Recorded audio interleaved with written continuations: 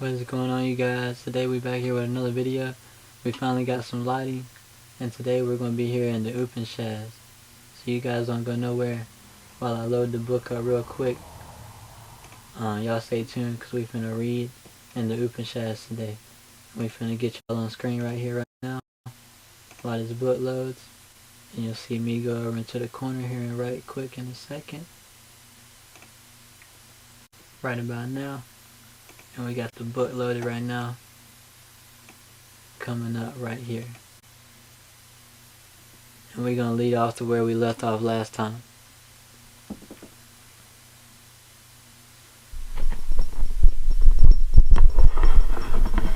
Sorry you guys, you can probably hear me a lot better now. Sorry y'all could probably hear me better now. But anyway, we're going to get into the Upinshads today and check it out, see what it's about, see what's going on, and see what we can figure out. And we're leaving off to where we left off last time. So we're going to start here. The intelligent man who has heard and repeated the ancient story of Nikitas told by the ruler of death is glorified in the world of Brahman. He who recites the highest secret of immortality before an assembly of Brahman pious men or at the time of Shraddha funeral ceremonies gains everlasting reward. He gains everlasting reward. The self-existent created the senses outgoing for the reason man sees the external. The self-existent created the senses outgoing for this reason man sees the external, but not the inner Atman self. Some wise man, however, desiring immortality with eyes turned away from the external, sees the Atman within. Everything is within, y'all. That's where everything starts, is within, and everything ends within. We all come from dust, and we all will leave as dust. But for certain, our souls and spirits will live on. From the external sees the Atman within. In the last chapter, the ruler of death instructed Nikitas regarding the nature and glory of the self. Now he shows the reason why the self is not seen by the majority. It is because man's mind is constantly drawn outward through the channels of his senses.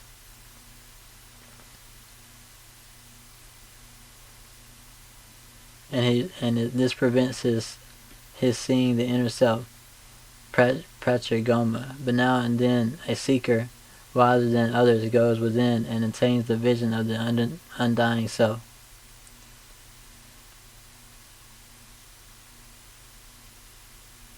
But then we never die, you guys. We always will live on through whatever means we go to next, but we will live on. Our energy lives on, and energy never dies. Children, the ignorant, pursue external pleasure. Thus they fall into the widespread snare of death. But the wise, knowing the nature of immortality, do not seek the permanent and fleeting things. Those who are devoid of discrimination and fail to distinguish between real and unreal, the fleeting and the permanent, set their hearts on the changeable things of this world. Hence, they entangle themselves in the net of insatiable desire, which leads invariably to disappointment and suffering. To such, death must seem a reality because they identify themselves with that which is born and which dies. But the wise, who sees deeper into the nature of things, are no longer deluded by the charm of the phenomenal world, and do not seek for permanent happiness amongst its passing enjoyments. Because they know that all happiness comes from within, and all things start within, like I said. And that's why we have to go within to find that internal peace and that internal joy. You can't get it from the world. You can't get it from pleasures of the world. You have to go within to find everything to soothe all your desires. That by which one knows form, taste, smell, sound, touch, and sense enjoyment. By that also one knows whatever remains to be known. This reality is that which thou hast asked to know. That by which a mortal perceives both in dream and in waking. By knowing that great all-pervading Atman, the wise man grieves no more. So when you're awake, y'all, you know even when you're dreaming that you're awake, because you know you're in the all-present self of being. You're in your all form, your internal form, which is you at your core. which that when you go to sleep, that is you. You're still you. But when we're in these avatars, we have these emotions that cloud our brain and cloud how we think. And that's why we have to tap into our inner dialogue and our inner conscious to really figure out what it is we need to do shadow work on and things like that. And y'all should go look up shadow work because that's very important. In these verses, the teacher tries to make plain that all knowledge as well as sense perception in every state of consciousness, sleeping, dreaming, or walking, is possible only because the self exists. There can be no knowledge or perception independent of the self. Wise men aware of this identify themselves with the higher self and thus transcend the realm of grief. So when we're tapped into our higher self, we can transcend the realm of grief, y'all, because we're not a part of grief. We're not a part of all these ways of the world and emotions of the world because we're tapped into our higher self, which is void of all emotions and void of all negativity and or any. We still have negative ways, but we're void of all things that are not of us and things that are not good for us. He who knows the Atman, the honey eater, perceives an enjoyer of objects, even near, as the Lord of the past and future, fears no more.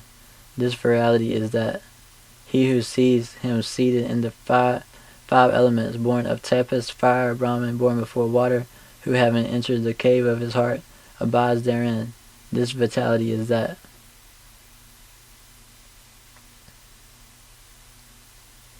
So we must be enjoyers of everything around us, not just pleasures of the world. These verses indicates that he, the great self, is the cause of all created objects. According to the Vedas, his first manifestation was Brahman, the personal god or creator, born of the fire of wisdom. He existed before the evolution of the five elements, earth, water, fire, air, and ether. Hence he was born before water. He is the self dwelling in the hearts of all creatures. He who knows Aditi, who rises with prana, the life principle, existence in all the devas,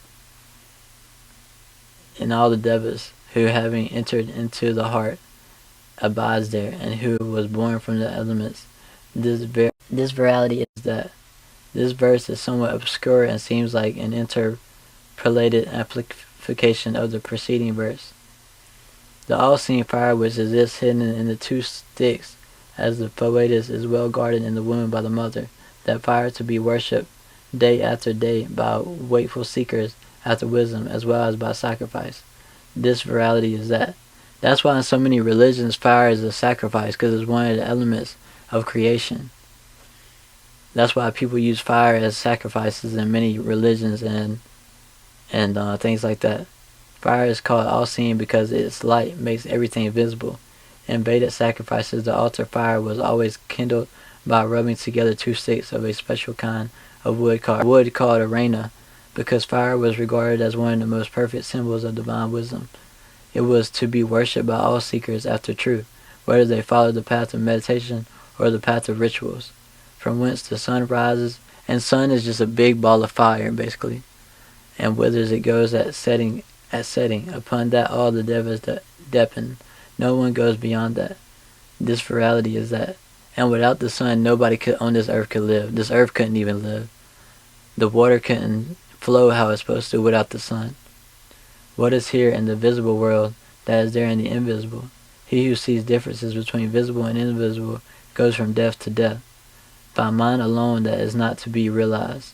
There is no difference whatever between visible and invisible.